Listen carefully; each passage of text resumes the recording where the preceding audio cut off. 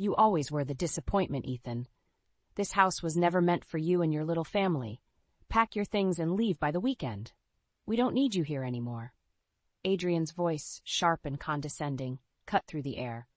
I stood outside the dining room, clutching the doorframe. My breath caught in my throat. Ethan had been pacing, his frustration evident. "I've put up with your arrogance and your endless criticisms for too long," Ethan shot back. "We'll leave, but mark my words, you'll regret this decision." The moment hung heavy in the air as the argument simmered down. My heart ached for Ethan. He had always strived to keep the family together, to fulfill his father's wish, but Adrian's return had shattered the fragile peace we had managed to maintain. As I stepped into the room, Ethan turned toward me, his face a blend of anger and sorrow. "Lila, we need to talk about what's next." Our life had turned upside down since we moved in. 3 months ago, Ethan's father, Harold, had called in a panic. His health was failing, and he needed support. Ethan, ever the dutiful son, agreed despite knowing how fraught the relationship with his mother and brother could be. "Do you remember how reluctant you were, Ethan?" I said softly, trying to offer some comfort. "You weren't sure about moving in, but Harold needed us. You did the right thing." Ethan sighed. "But at what cost, Lila? Adrian's back, and he's making our lives hell. Now we have to uproot our family again." We retreated to our bedroom, which Harold had kindly given us when we moved in. The worn walls and creaking floorboards had since become our little haven of sanity. "Maybe this is our chance to find a place of our own," I suggested, sitting on the edge of the bed. "Somewhere we can finally be at peace." Ethan nodded, though his worry was clear. "We have to think about Logan, too. He's had enough upheaval already. He just started at a new school." Logan, our 17-year-old son, had been adapting well despite everything, but the constant tension in the house wasn't fair to him. "We'll make it work," I said with conviction. "We've been through worse. We can get through this too." Dinner that night was tense. Fiona, our 82-year-old mother-in-law, was her usual stern self, but tried to make small talk. Harold, frail yet kind, only managed a few words, but his eyes spoke volumes of apology and understanding. Adrian sat smugly, as if he had already won. "Lila, could you pass the mashed potatoes?" Adrian's voice oozed mock politeness. I clenched the serving spoon, but handed it over. Ethan barely touched his food, his mind clearly elsewhere. Later, as we lay in bed, Ethan turned to me, determination in his eyes. "We'll pack up tomorrow and start looking for a new place first thing. We deserve a life free from all this." I squeezed his hand. Despite the turmoil, I believed in our ability to move forward. We had each other, and that was enough. Morning dawned, and the house was eerily quiet, a stark contrast to the tension that had filled it the night before. Ethan and I started packing our things, prioritizing the essentials. Logan helped, his usual teenage grumbling absent. He knew the gravity of the situation. "Do you think we'll find something soon?" Logan asked, folding his clothes into a suitcase. "We will, Logan," Ethan replied firmly. "We'll find a place where we can be happy. This is just a bump in the road." As we boxed up the last of our belongings, Harold shuffled into the room, leaning heavily on his cane. "Are you sure about this, Ethan?" "There's no other way, Dad," Ethan said, his voice softening. "Adrian has made it clear we're not welcome here." Harold's eyes grew misty. "Your mother? She favors Adrian, but I never wanted this. I'm sorry things turned out this way." I placed a hand on Harold's arm. "We know, Harold, you've always been kind to us." By midday, Adrian had made his presence known, sauntering into the room with a smug look on his face. "Need any help moving out faster?" he sneered. Ethan straightened, his fists clenching. "We're handling it, Adrian. Don't worry about us." Adrian laughed. "Oh, I'm not worried, just making sure you don't overstay your welcome." My jaw tightened, but I held my tongue. There was no point in engaging with him. By evening, Ethan's mother, Fiona, appeared in the doorway, her face a mask of indifference. "Dinner's ready," she said curtly. "You might as well eat before you go." The dining room felt colder than usual. Fiona and Adrian seemed to carry on as if nothing had happened, while Harold remained silent, his sadness palpable. We ate quickly, wanting to get the meal over with. "Mom, could you stop pretending everything is fine?" Logan suddenly spoke up, his frustration boiling over. "This isn't fair." Fiona glanced at him, her lips pursed. "Life isn't always fair, Logan. You'll understand when you're older." Ethan pushed his plate away and stood up. Enough. We're done here. We'll be gone by morning. He turned to Harold. Dad, take care. We'll keep in touch. Harold nodded sadly. Take care, son. We finished packing in silence, the heaviness of the situation wrapping around us like a shroud. As night fell, we squeezed into Logan's small room, sleeping on mattresses on the floor. Ethan's voice broke the quiet. Tomorrow, we'll find our new beginning. Remember, Lila, we're stronger together. I nodded in the dark, taking solace in his words. No matter what Adrian or Fiona threw our way, we would face it head on. Our family's bond was unbreakable, and that was more than enough. We arranged a moving van early the next morning and loaded our belongings with a mix of urgency and relief. Ethan arranged for a storage unit while we began our search for a new home. Logan, though visibly weary, kept his spirits high, cracking jokes to lighten the mood. Once we finished, we stood in the driveway, looking at the house one last time. Harold sat on the porch, watching us with a mournful expression. Fiona and Adrian were nowhere to be seen. Take care of yourself, Dad, Ethan called out. Harold nodded, giving a small wave. You too, son. Stay strong. We drove away, leaving behind the web of spite and manipulation. Within hours, we were checking out rental properties, hopeful that a fresh start was around the corner. Meanwhile, back at the house, Adrian began tightening his grip. He demanded the best meals, barking orders at Fiona, and treating Harold like a nuisance. Fiona's earlier coldness towards us was now thawed by Adrian's escalating arrogance, and she grew weary of her once favored son. By the end of the day, Adrian's demands had only increased. Why can't you keep up, Mom? Is it that hard to make a decent meal around here? Fiona sighed, her patience wearing thin. I'm doing my best, Adrian. Maybe you should help out instead of just criticizing. Adrian scoffed. Help out? That's not my job, Mom. That's what you're here for. Harold, watching the growing tension, finally spoke up. Adrian, this isn't right. We need to work together, not tear each other apart. Adrian shrugged off his father's words, continuing his tirade without a care in the world. Back in town, we found a modest house that seemed promising. It wasn't perfect, but it was ours. As we began to settle in, Ethan's phone rang. He frowned at the screen. It's Mom. Are you going to answer? I asked, my curiosity piqued. He hesitated, then picked up. Hello, Mom. Fiona's voice was shaky. Ethan, I need your help. Adrian's, not what I imagined. He's too demanding. Ethan's expression hardened. You made your choice, Mom. You pushed us out. I know, Ethan, but Harold's health is getting worse, and I can't manage everything, she pleaded. Ethan looked at me, seeking my input. I shook my head, firm in my resolve. We can't save everyone, Ethan, and we need to focus on us. He relayed the message to Fiona. I'm sorry, Mom, but we can't come back. We have to think about our family now. Fiona's sigh was filled with regret. I understand. As we ended the call, I hugged Ethan tightly. We did the right thing. They need to face the consequences of their actions. Ethan nodded, his eyes resolute. We have our own lives to rebuild. No more looking back. And with that, we began piecing together the fragments of our new life, basking in the freedom and opportunities ahead, all the while knowing that karma had its own way of setting things right. We settled into our new place quickly. It wasn't luxurious, but it was ours, and that was all that mattered. As we unpacked, the tension began to lift. Logan seemed happier, and Ethan's shoulders were slightly less hunched. Just as we started to feel at home, the doorbell rang. I opened the door to find Adrian standing there, his face twisted in a smug grin. What do you want, Adrian? I asked, barely keeping my composure. Adrian pushed past me into the living room. I've come to see if you're settling in well. Wanted to check up on my little brother and his lovely family. Ethan came out from the kitchen, his eyes narrowing. Get out, Adrian. You're not welcome here. Adrian raised an eyebrow. Is that any way to greet family? I just wanted to see how you're doing. We're doing fine, no thanks to you, Ethan snapped. You have no business being here. Adrian chuckled darkly. Oh, but I do. You see, Mom and Dad are struggling without your help. It's quite entertaining to watch. My blood boiled. How can you be so heartless? They're your parents. Adrian shrugged. They made their bed. Isn't that what you always say, Lila? Ethan stepped forward, his jaw clenched. You've said what you came to say, now leave. Adrian looked around, feigning disappointment. Such a pity. I was hoping for a cozy family reunion. But fine, I'll go for now. Remember, Ethan, you can run, but you can't hide from family responsibilities. With a final smirk, Adrian sauntered out. Dad, leaving a trail of tension in his wake. I turned to Ethan, my hands trembling.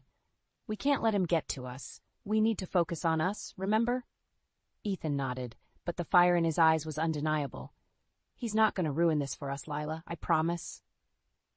Days turned into weeks and we found our rhythm. Meanwhile, reports from Fiona trickled in. It seemed Adrian's return had only added to their troubles. Harold's health was worsening, and Fiona found herself overwhelmed by Adrian's increasing demands and lack of support. One evening, the phone rang again. This time it was Harold. Ethan's face softened as he answered. Dad, are you okay? Harold's voice was weak but determined. Ethan, I need to see you. Things are bad here. Adrian is unbearable. Your mother can't cope. Ethan's resolve wavered, but he looked at me and I shook my head. We can bring Dad here, but we're not going back, I said firmly. Ethan relayed the message. Dad, pack your things. You're coming to stay with us. Harold's relief was apparent. Thank you, son. I don't know how much longer I could have lasted there. Hanging up, Ethan sighed. It's the right thing to do, Lila. We'll make it work. I took his hand. We're stronger together. We'll get through this. The next few days were a whirlwind as we prepared to bring Harold to our home. Despite the challenges, we held on to the belief that, together, we could face anything, and that, in time, Adrian and Fiona would reap the consequences of their own actions. The day Harold moved in with us marked a significant shift. His presence brought a mix of relief and underlying tension. We rearranged the small living room to accommodate his needs, determined to make him as comfortable as possible. Thank you for taking me in, Harold said, settling into the recliner we had bought for him. Your family, Ethan replied. We look out for each other. As days passed, we fell into a routine. Harold's gentle demeanor contrasted sharply with Fiona's demanding nature and Adrian's arrogance, making it clear why Ethan felt so conflicted about leaving them behind. One evening, as we sat around the dinner table, Harold broke the silence. I never wanted it to come to this. Adrian's behavior, it's inexcusable. Fiona, well, she's always had a blind spot for him. Ethan's face hardened. Dad, we all make choices. I just wish Mom had seen the truth sooner. Harold nodded, sorrow etched on his features. I hope she realizes it soon. Adrian's already caused too much damage.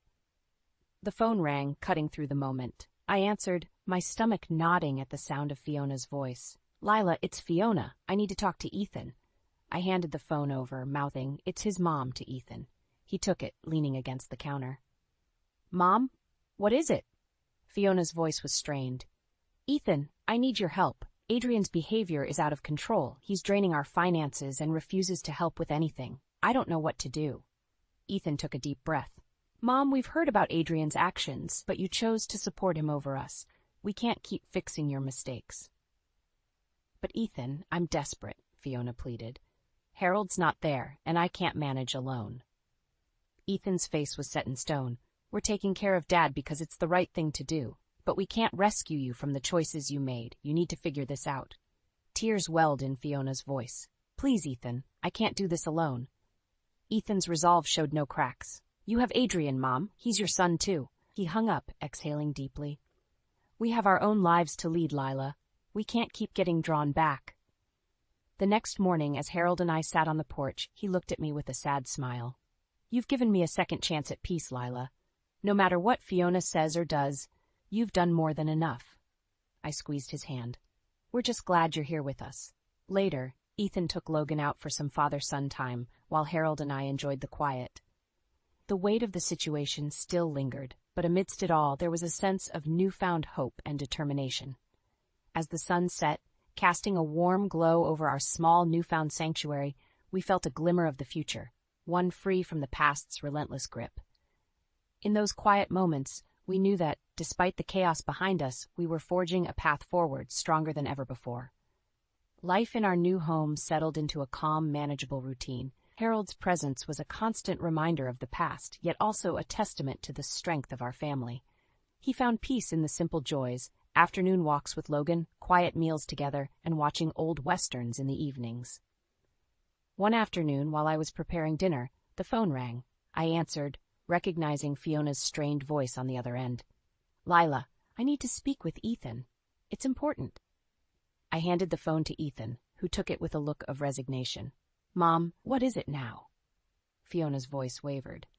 Ethan, Adrian's situation has gotten worse. His scandals hit the news, and he's lost his job. He's threatening to leave, and we're on the brink of losing the house. I don't know who else to turn to. Ethan's face was unreadable. Mom, we warned you about Adrian, but you chose to ignore us. Now you want us to clean up his mess again? There's no one else, Ethan. Please, we need help. Fiona's voice cracked. Ethan took a long, deep breath. We'll think about what we can do, but don't expect everything to go back to the way it was. He hung up and sat down heavily, looking at me. Adrian's finally facing the consequences of his actions. Fiona wants our help, but I'm not sure what we can or should do. I placed a reassuring hand on his shoulder. We've done our best to help. We need to protect our family now. As the days passed, Fiona's calls became more desperate. Adrian's downfall was public, and his wife had left him, taking what little they had left. The once confident brother now found himself at the mercy of the same parents he'd so easily disregarded when things were good. One evening, while Logan was out with friends, we gathered in the living room. Ethan broke the silence. I've decided we'll help Dad move in with us permanently. We can't do more than that. Harold nodded, looking relieved. I never wanted to be a burden. I just want peace in my last years. The next morning, Fiona called again, her voice heavy with resignation. Ethan, I know I've made mistakes and I've favored Adrian unfairly, but please, understand, we're desperate. Ethan was firm yet kind. I'm sorry, Mom, but Dad's welcome here. As for you and Adrian, you need to find your own way. We can't save you from the choices you made. Fiona's sobs echoed through the phone. I understand. Thank you, Ethan. She hung up, leaving a weight in the air. As we helped Harold settle further into our home, the reality of our decisions sunk in. We had chosen the path that protected our family, though it left Fiona and Adrian to contend with their actions alone. In the end, we found solace in knowing we had done right by those who deserved it, and that, sometimes, life's harshest lessons had to be learned the hard way. Our newfound peace, earned through hardship, was the beginning of a brighter, more hopeful future. The air was crisp as we prepared breakfast that Sunday morning. I could sense a shift in Harold's demeanor. He seemed more content, more at peace. The house, now marked by quiet resilience, felt like a safe haven. As we gathered around the table, Ethan's phone buzzed. He glanced at it, then looked up at us. It's Fiona again. Should I answer? I nodded. It's better to know what's happening, Ethan answered, his voice careful. Hi, Mom. Fiona sounded tired and defeated. Ethan, I understand your decision. I just wanted you to know that Adrian left. He took what he could and disappeared. We're losing the house. Ethan was silent for a moment. I'm sorry, Mom. I hope you find a way to get through this. Maybe reach out for some external help. Fiona sighed. I'm trying, Ethan. I'm trying to make sense of everything. After the call, we ate in silence. Harold finally broke it. You did what you had to do, son. Don't ever doubt that. Ethan nodded. I know, Dad. It's just complicated. Later that day, as Ethan and I sat in the living room, Logan came home from playing basketball. He threw his bag down and flopped onto the couch. Dad, are Grandma and Uncle Adrian okay? Ethan hesitated. They're going through a tough time, Logan, but we've done all that we can. Logan nodded, his young face already showing signs of understanding life's complexities. I hope they figure things out. But I'm glad Grandpa is with us. Days turned into weeks, and our lives settled into a peaceful rhythm. One evening, an unexpected visitor knocked on our door. Ethan opened it to find a disheveled Adrian standing there. What do you want, Adrian? Ethan's voice was cold, filled with the history of betrayal. Adrian looked desperate. I need a place to stay, Ethan. Everything fell apart. I have nowhere else to go. Ethan's jaw tightened. You put yourself in that position. We won't let you bring your chaos here. Adrian's eyes darted around, looking for a way in. Please, Ethan. I've lost everything. I'm your brother. No, Adrian, Ethan replied firmly. You are reaping what you sowed. Leave. Adrian lingered, but the door was shut firmly in his face. Inside, Harold nodded approvingly. Sometimes, tough love is the only way. As we settled into a movie that evening, the weight of our decisions felt lighter. The consequences of Adrian's actions were his to bear alone. In the coming months, we experienced a sense of peace and stability that had long eluded us. Logan excelled in school, and I found joy in a part-time job at the local community center. One evening, as Logan prepared for a college visit, Harold looked around the dinner table and smiled. It's good to see everyone thriving. Ethan squeezed my hand under the table. We've come a long way and learned a lot. We're stronger than ever. We raised our glasses in a silent toast to the journey we had endured and to the bright, uncharted path that lay ahead. Though the scars of the past remained, they were overshadowed by the love and unity that now defined our family. The bright sun heralded a new beginning as we prepared Harold for Logan's college visit. Our excitement was palpable. Logan was thriving, and his acceptance into a prestigious college added joy to our lives. "Ready for the trip, Dad?" Ethan asked, helping Harold into the car. Harold smiled, his eyes twinkling. I wouldn't miss this for the world. The drive was filled with laughter and anticipation. Logan talked about his plans, and we shared our hopes for his future. As we approached the campus, Ethan's phone buzzed. He glanced at it and frowned. "It's Mom again." "Do you want to answer?" I asked gently. Ethan's brows knitted together. "I'll call her back later. Today is about Logan." We parked and began our tour of the beautiful campus. Logan's eyes sparkled with excitement, and Harold's enthusiasm was infectious. Watching Logan navigate through the possibilities reminded us why we had made the tough choices we did. By evening, we had checked into a cozy bed and breakfast. After a hearty dinner, as we settled into our rooms, Ethan finally returned Fiona's call. "Ethan, thank you for calling back," Fiona's voice cracked, filled with exhaustion. "Adrian, he's hit rock bottom. He's lost everything and has been arrested for fraud. I don't know what to do." Ethan took a deep breath. "Mom, you need to reach out to the proper authorities and get some help. We've done everything we can. It's up to you and Adrian now." Fiona sobbed quietly. "I understand. I just wish I'd seen things sooner. I'm so sorry, Ethan." Ethan clenched his jaw, then softened. "It's in the past now. Focus on making things right. We can't fix this for you, but I hope you find the strength to move forward." After he hung up, Ethan sighed deeply. "It's never easy, is it?" I placed a comforting hand on his shoulder. "No, but we're making the right decisions for our family." The next morning, we continued our tour. By lunchtime, Logan had already made a few friends and explored enough to feel confident in his choice. Harold beamed with pride, and Ethan looked more relaxed than he had in months. As we prepared to head back home, Harold spoke up. "This visit, it's a reminder of what we've accomplished as a family. Logan's future is bright, and we've built something strong and enduring." I nodded, tears welling up. "We've gone through so much, but it's brought us closer together."